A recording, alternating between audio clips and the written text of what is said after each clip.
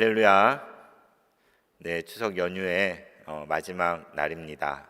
또 수요 시리즈 설교의 마지막 주인데요. 지금 이 시간에 고향에서 이렇게 서울로 올라오고 계시는 성도님들도 계실 것 같고, 다들 명절 마무리를 하느라 많이 예배를 드리기는 어려운 것 같습니다. 그렇지만 현장에 오신 분들이나 또는 가정에서 이 수요 예배 함께 하시는 분들 가운데 주님께서 은혜로 함께 하시길 빕니다.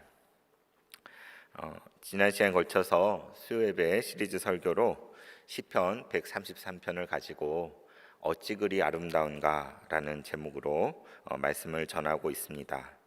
먼저 하나님의 가정에 대해서 함께 나누었고, 그리고 이 말씀으로 지난주에는 하나님의 교회에 대해서 함께 잠시 살펴보았습니다. 진실로 우리가 속해 있는 이 가정은 그냥 저절로 생긴 것이 아니라 하나님께서 창세전부터 계획하시고 또 직접 제정하신 그러한 제도이고, 또한 우리에게 허락하신 작은 천국인 것을 우리가 경험하게 됩니다. 그 안에 하나님의 놀라운 섭리가 있고 뜻이 있음을 믿습니다.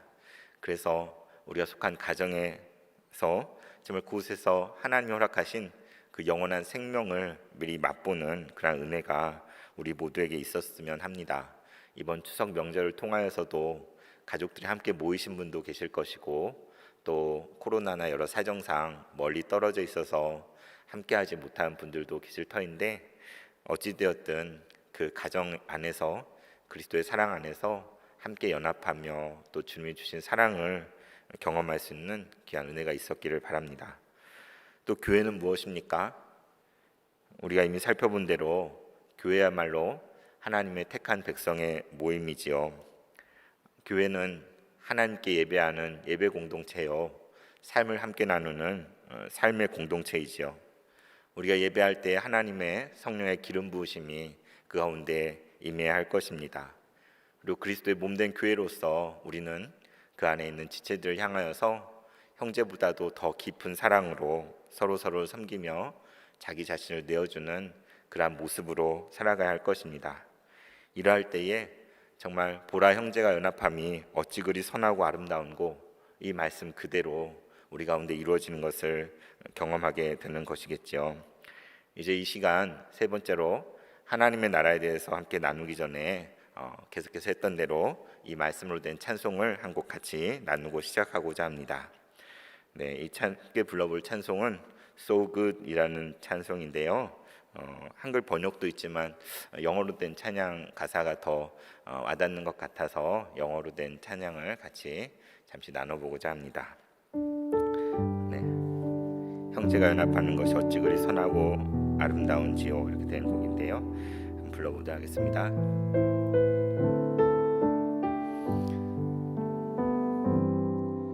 How good and how pleasant it is when we all live in unity, refreshing as dew at the dawn, like rare anointing oil upon the head. How good and how pleasant it is when we all live in unity, refreshing as dew at the dawn, like rare anointing oil upon the head. So good, so good, when we live together in peace and harmony. So good,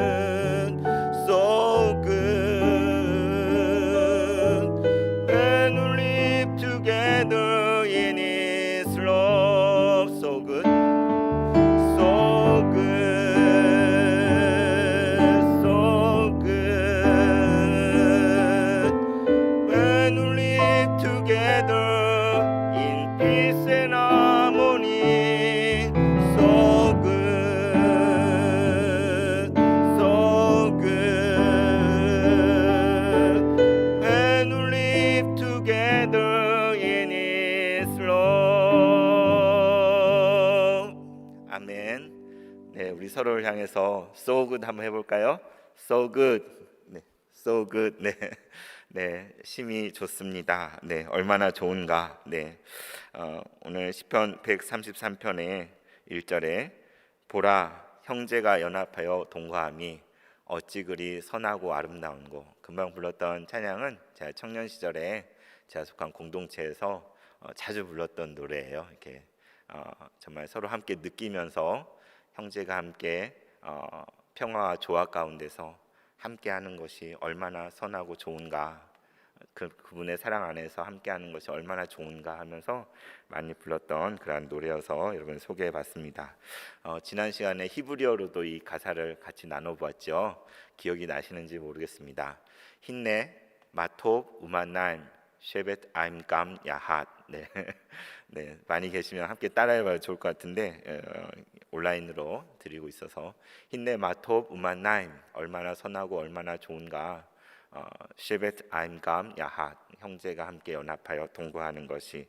오늘 이 말씀을 가지고 계속해서 함께 나누기 원하는데요. 정말 함께 나눈 대로 우리의 가정을 향하여서 하나님께서 얼마나 선하고 아름다운가 이렇게 말씀하시고, 또한 우리의 교회를 향하여서 주님께서 말씀하시는 우리를 향하여서 얼마나 함께하는 모습이 선하고 아름다운가, 그것을 지난 시간까지 나눴었습니다. 그러나 오늘 주어진 말씀은 여기에서 그치는 것이 아니라 그 이상의 어떤 것이 있다고 믿습니다. 오늘 그래서 하나님의 나라에 대해서 이 말씀을 가지고 나누고자 하는데요. 하나님의 나라를 다 다룰 수는 없잖아요. 그 가운데 한 가지 포인트 정도를 이 말씀으로 함께 나누고자 합니다. 이미 나눴던 대로 하나님께서 처음 이 천지 만물을, 이 세상을 창조하실 때 그때의 모습은 어떠했을까요? 우리는 잘 알고 있지요. 하나님께서 땅과 하늘 그리고 이 세상 모든 만물을 어떻게 창조하셨습니까? 지극히 선하고 아름다운 모습으로 하나님께서 창조하셨습니다. 그래서 매 날짜가 하루가 마칠 때마다 보시기에 좋았더라 말씀하셨고, 마지막 천지 창조가 완성됐을 때 보시기에 심히 좋았더라 말씀하셨지요. 그것이 영어로 하면 so good이 되겠죠. 네, 하나님께서 세상을 창조하실 때 그분의 선하심과 아름다움이 깃들어진 모습으로 지극히 복되게 세상을 창조하셨습니다. 그리고 그 창조의 결정적인 게 누구죠? 바로 인간이죠. 바로 우리 인간을 창조하실 때 정말 특별하게 창조를 하시지 않았습니까?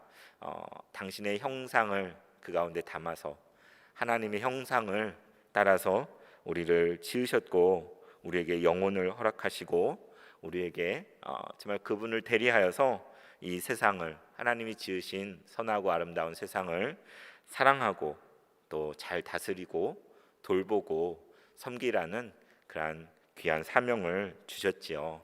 그것이 에덴에서의 삶이었습니다. 지금 하나님이 처음 천지를 창조하시고 모든 세상 만물을 지으셨을 때 그 모습이 얼마나 선했을까, 얼마나 아름다운 모습이었을까, 정말 상상만 해도 참 대단한 것 같습니다.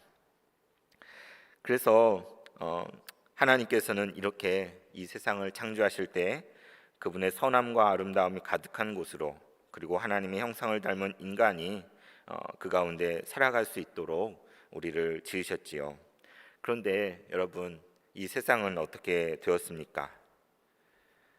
이 세상은 정말 아담의 그 불순종으로 말미암아 타락하게 되었고, 또 죄와 사망의 종로를 타는 길로 가게 된 것을 우리 모두가 잘 알고 있습니다. 가장 본질적인 모든 관계들이 깨어졌지요. 하나님과의 관계가 깨어졌고, 사람과 사람 사이의 관계가 깨어졌고, 모든 세상 만물과의 관계가 다 깨어져 버린 그러한 세상이 되고야 말았습니다. 그래서 그 다음 세대에 바로 일어난 일이 무엇이죠? 그 죄의 결과로 일어난 일은 우리가 너무나 잘 아는 대로 아담과 하와의 첫 아들인 가인이 그 동생인 아벨을 들에서 돌로 쳐서 죽인 일이지요. 바로 형제를 살해하는 그러한 끔찍한 일이 인류 최초의 살인 사건이 그때 벌어졌던 것입니다. 하나님께서 정말 그분의 선하심과 아름다운 가운데 정말 그렇게 온 세상 만물을 창조하셨고 또 인간을 지으셨는데 인류가 걸어간 역사는 불순종을 통하여 지금 하나님이 본래 의도하였던 서로 사랑하고 또 섬기고 헌신하는 그러한 역사를 써내려간 것이 아니라 오히려 이기심의 역사, 서로 죽고 죽이는 피해 역사, 살인의 역사를 그 이후로 써내려가게 되었지요. 이번에 추석에 내려갔더니 오징어 게임이라는 넷플릭스 드라마에 대해서 이렇게 듣게 되었습니다. 저는 이제 넷플릭스에 가입은 안 해서 직접 보지는 못했는데 혹시 여기 계신 분들도 어린 시절 그 게임을 하며 놀았던 기억이 나시는 분 계신지 모르겠어요. 그런데 그 드라마는 끔찍한 내용을 담고 있더라고요. 이렇게 데스 게임, 그러니까 죽음의 게임이어서 이렇게 어린 시절 동심을 가지고 놀았던 그 게임들의 컨셉 안에서 사람들이 이렇게 죽어나가고 마지막 살아남은 사람이 엄청난 일확천금을 이렇게 얻게 되는 그러한 스토리를 가지고 있다고 합니다.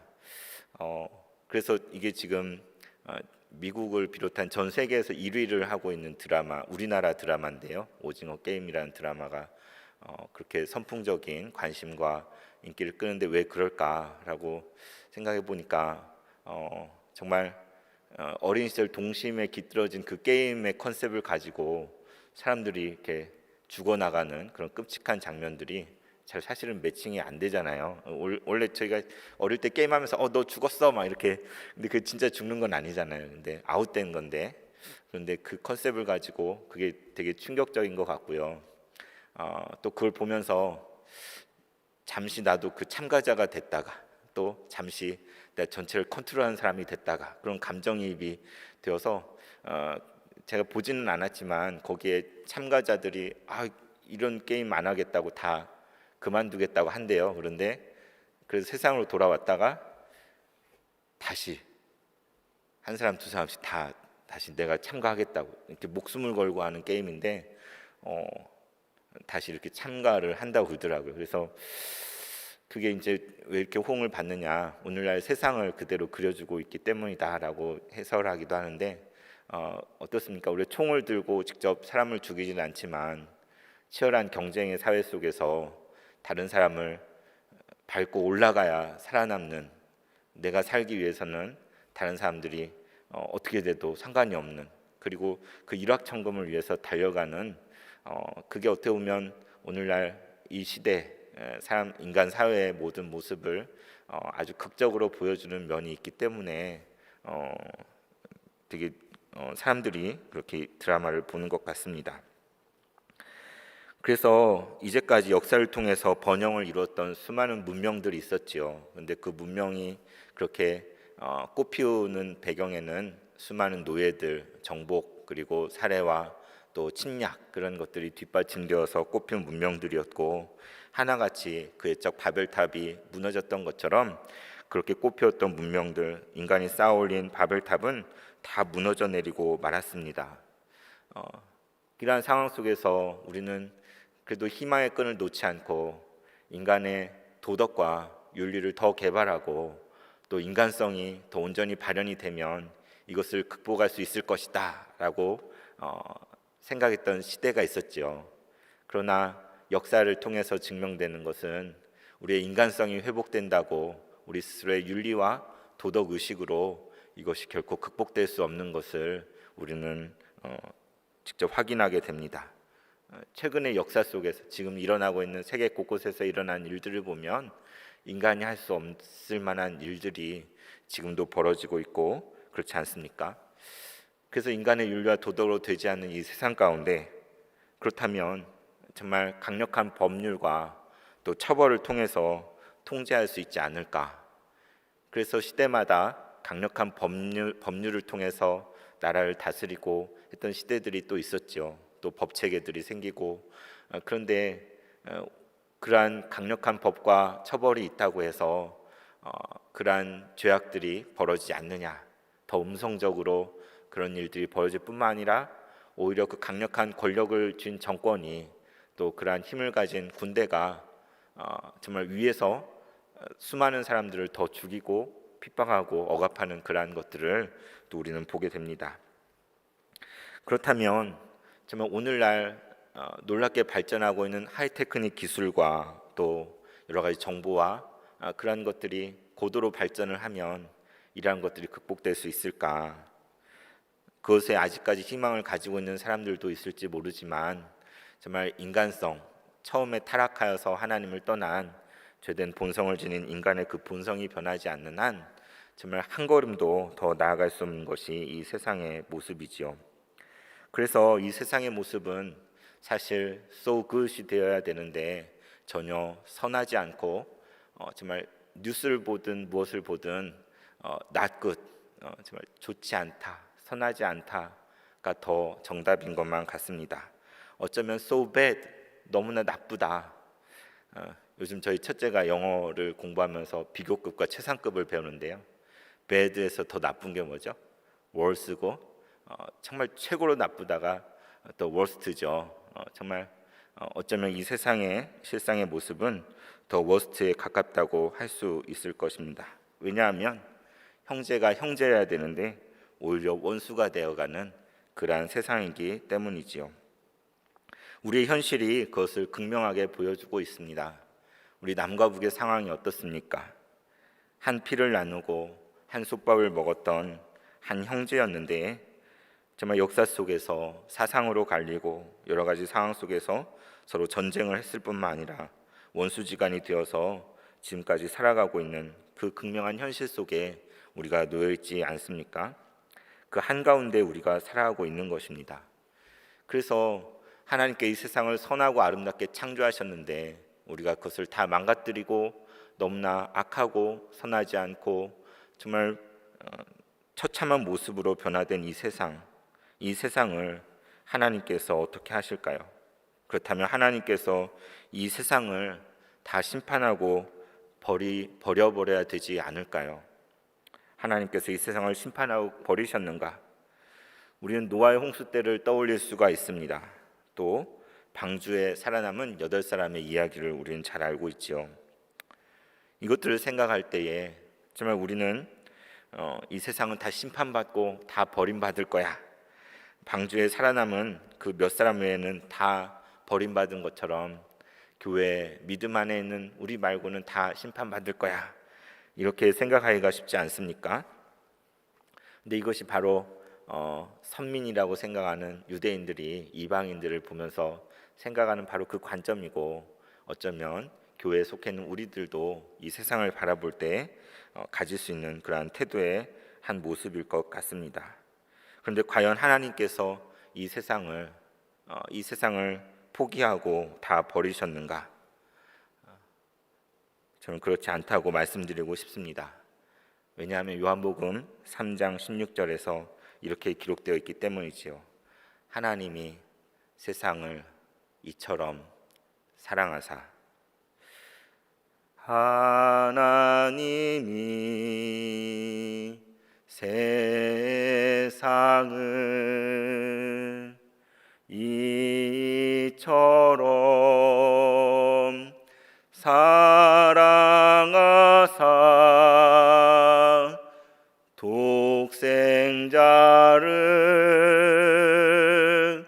주셨으니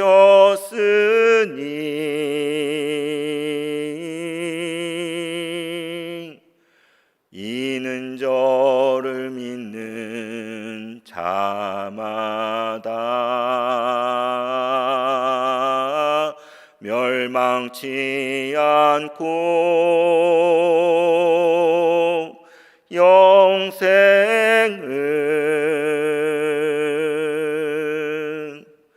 얻게 하려 하심이니라.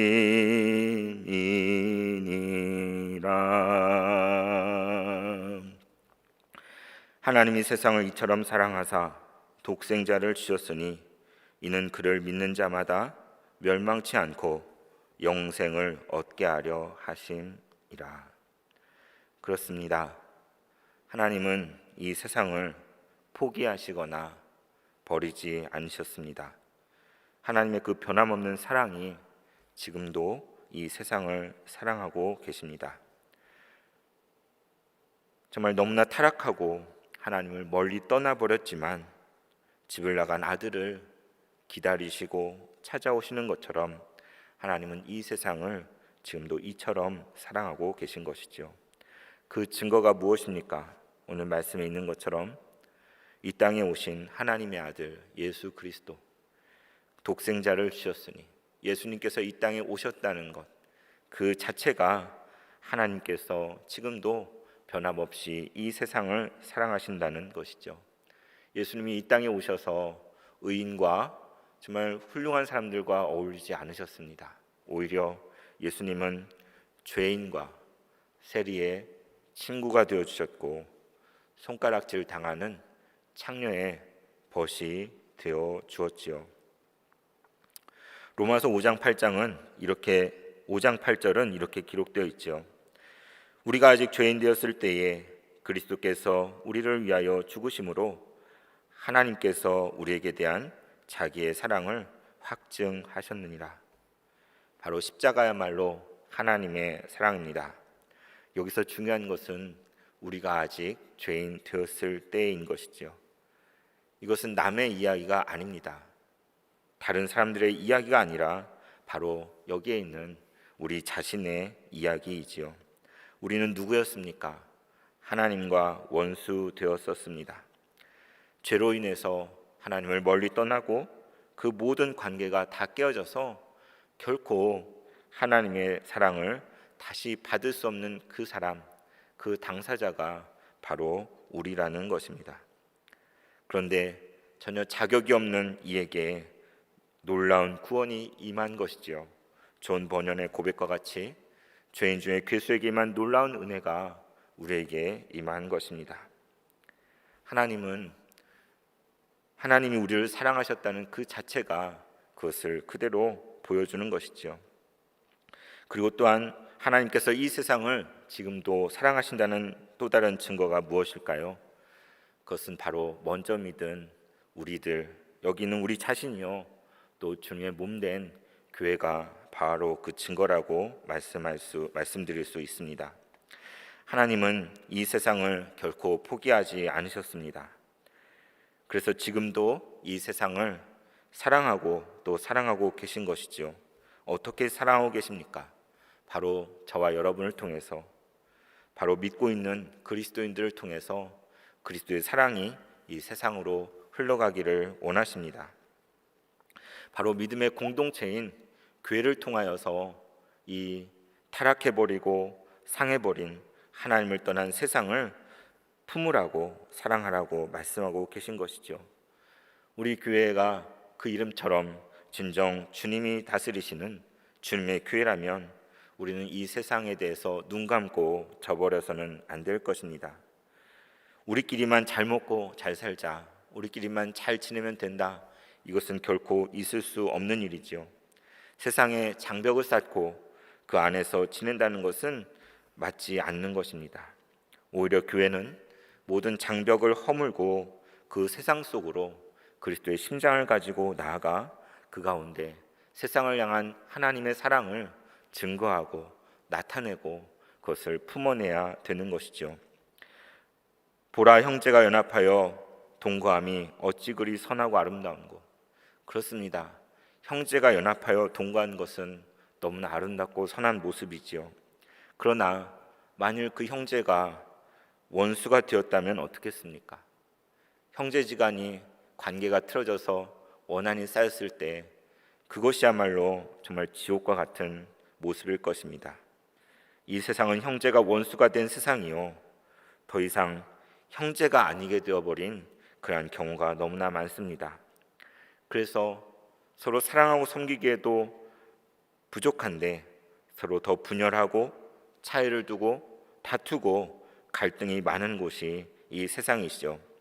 그 한복판을 살아가는 우리들도 그 영향을 알게 모르게 받으면서 살고 있는 것 같습니다. 그런데 우리에게 주어진 사명은 무엇일까요? 그것은 바로 형제가 아니게 된 사람들을 형제가 아닌 사람들을 다시 형제가 되게 하는 것입니다. 원수를 사랑하고 안아주는 것이 바로 이 시대 가운데 하나님 원하시는 주님의 사명인 것이죠. 일전에 한번 나눈 적이 있는데 저희 가정의 개인사를 보면 저희 할아버지께서는 6.25 때 빨치산에게 죽임을 당하지 않았습니까? 그 이후로 집안에 엄청난 어려움들이 있었습니다. 할아버지의 부모님들도 그 상처에 앓으시다가 돌아가셨다고 그러더라고요. 그렇다면 정말 원수 중에 이런 원수가 없죠. 그렇다면 그들이 정말 망하기를 빌고 저주하며 그것을 바라는 것이 마땅한 모습일 것입니다. 그러나 우리가 그리스도를 믿고 따른다면 바로 그리스도 때문에 그러한 시각을 바꾸고 다르게 볼 수 있어야 할 것입니다. 배제와 포용이라는 책을 쓴 미로슬라브 볼프는 구 유고슬라비아 출신의 크로아티아 사람입니다. 그는 배제와 포용에 대해서 말하면서 그리스도인이 해야 될 길은 원수를 포용하는 것이다 라고 말했을 때에 그의 스승 몰트만이 이렇게 물었다고 합니다. 당신이 그렇게 신학을 전개하고 말을 했는데 그럼 당신은 정말 크로아티아 사람들을 그렇게 해치고 종족 말살을 시키려고 했던 그 채트닉들을 당신은 끌어안을 수 있습니까? 그 물음 앞에서 볼프는 이렇게 말했다고 합니다. 아닙니다. 나는 못할 것입니다. 하지만 그리스도를 따르는 이로서 나는 그럴 수 있어야 한다고 생각합니다. 우리의 본성적인 모습으로 나를 배신했거나 나에게 상처를 주었고 나를 해롭게 한 그 사람을 용서하고 받아들인다는 것은 참 쉽지 않은 일입니다. 그럼에도 불구하고 우리가 삶을 통해 추구해야 될 하나님의 나라는 그 사람을 다시 포용하고 받아들이고 용서하는 그 길로 나아가는 것이죠. 오늘 읽은 본문 3절에 이렇게 기록되어 있지요. 상반절에 헐몬의 이슬이 시온의 산들에 내림 같도다. 형제가 연합하여 동거하는 모습이 얼마나 선하고 아름다운가 하면 바로 저 헐몬산의 이슬이 시온의 산들에 가득 내리는 것과 같습니다. 이 헐몬의 이슬이 무엇일까요? 지난날 저희 주님의 교회 통일선교학교를 여러 번 했었는데요. 그때 특강을 하러 오신 숭실대 기독교 통일지도자 센터에 계신 하춘욱 교수님께서 이것에 대해서 해석하고 설명한 것이 참 충격적이었습니다. 이 헐몬의 이슬은 무엇이냐? 바로 저 지중해에서 수증기를 머금은 그러한 바다에서 불어오는 그 바람이 서풍이 불어오고 반대쪽에서 아라비아 광야의 그 사막에서 뜨거워진 동풍이 동쪽에서 불어와서 헐몬산에서 만난다는 것이죠. 이 두 바람이 만났을 때에 거기에서 만들어진 것이 바로 헐몬의 이슬이라고 말할 수 있는데 그 결과는 세상에 생명을 주는 것, 헐몬의 새벽 이슬, 바로 그것인 것입니다. 이처럼 지금 남과 북이 대립과 갈등 가운데 있지만 그것이 복음 안에서 함께 만나게 되어질 때에 죽음의 씨앗을 뿌리는 것이 아니라 헐몬의 이슬과 같이 온전한 화해와 회복과 치유와 하나됨의 역사가 일어날 수 있다는 것이지요. 성경 요한일서 3장에서는 이렇게 말하고 있습니다. 가인과 같이 하지 말라. 가인과 같이 하지 말라. 그리고 오히려 형제를 위해서 자기 목숨을 내어주는 것이 마땅하다라고 이야기합니다. 우리가 가족을 사랑하는 것은 너무나 당연한 일이지요. 제대로 사랑하지 않아서 문제일 것입니다. 또한 우리가 주님의 몸된 교회 가운데 지체를 사랑하는 것 또한 너무나 당연하고 우리가 꼭 해야 하고 실천해야 될 일들입니다. 그러나 우리가 할 일이 여기에서 그쳐서는 안 될 것입니다. 우리는 한 걸음 더 나아가서 하나님의 나라를 구하며 우리 형제가 아닌 사람들, 원수 같은 그러한 사람들에게 먼저 나아가 손을 내밀 용기가 있어야 할 것입니다. 그들을 다시 형제로 삼을 수 있고 형제로 받아들이고 포용할 수 있어야 되는 것입니다. When we live together in peace and harmony. 주님의 평화와 조화 가운데 다시 함께 살아갈 날을 꿈꾸었으면 좋겠습니다. When we live together in His love. 그분의 그 사랑 가운데서 우리가 함께 살아가는 날들을 꿈꿀 수 있어야 할 것입니다. 이 소망을 가지고 사는 것, 그것이 하나님의 나라를 구하며 사는 것이라고 말씀드리고 싶습니다. 우리가 일하고 있는 사업장에서 이 소망을 가지고 살아가십시오. 여러분이 일하는 일터와 직장에서 이 마음으로 그것을 실천하며 살아갈 수 있었으면 좋겠습니다. 세상의 정치와 경제를 다 뒤바꿔 놓을 수는 없겠지만 내가 있는 그곳에서 내가 나에게 해를 끼친 그 사람을 그리스도의 사랑 때문에 위해서 기도해 줄 수 있고 내가 품어줄 수 있다면 그것이 세상을 구원하는 역사가 될 것입니다. 우리의 정치와 문화와 사회와 예술과 교육의 모든 부분에서 갈등과 대립과 싸움이 난무하는 이 시대 가운데 우리는 묵묵히 믿음의 길을, 하나님의 나라를 구하는 길을, 원수를 형제로 삼는 그 길을 만들어 가야 될 것입니다. 하나님의 나라를 이루어가는 꿈으로 더 많이 베풀 수 있는 우리가 되었으면 좋겠고 더 많이 용서할 수 있기를 원합니다. 더 많이 끌어안을 수 있고 그럴 때에 이 세상 가운데 그리스도의 사랑이 온전히 나타나서 거기서 여호와께서 복을 명령하셨나니 곧 영생이로다, 이 말씀과 같이 이 세상이 다시 한번 새 하늘과 새 땅이 열릴 소망 가운데 지극히 선하고 아름다운 곳으로 변화되어가는 그러한 일에 쓰임받는 우리 모든 성도님들 되시기를 진심으로 축원합니다. 기도하겠습니다. 하나님 아버지, 지난 3시간에 걸쳐서 어찌 그리 아름다운가라는 말씀을 가지고 하나님의 가정과 또 교회와 하나님의 나라에 대해서 나누었습니다. 주님, 이 땅을 살아갈 때에 먼저 우리가 감당할 수 없는 용서와 은혜와 사랑을 입은 자인 것들을 다시 회복할 수 있게 하여 주시고 지금도 이 세상을 사랑하셔서 자신을 내어주시는 그 주님을 따라서 우리 세상 가운데 우리 자신의 것을 움켜쥐며 더 주장하는 길을 나아가기보다 오히려 형제가 아닌 이들을, 원수가 된 이들을 다시 끌어안고 품어줄 수 있는, 그래야 해서 주님께로 인도할 수 있는 우리 모두가 될 수 있도록 주 함께하여 주시옵소서.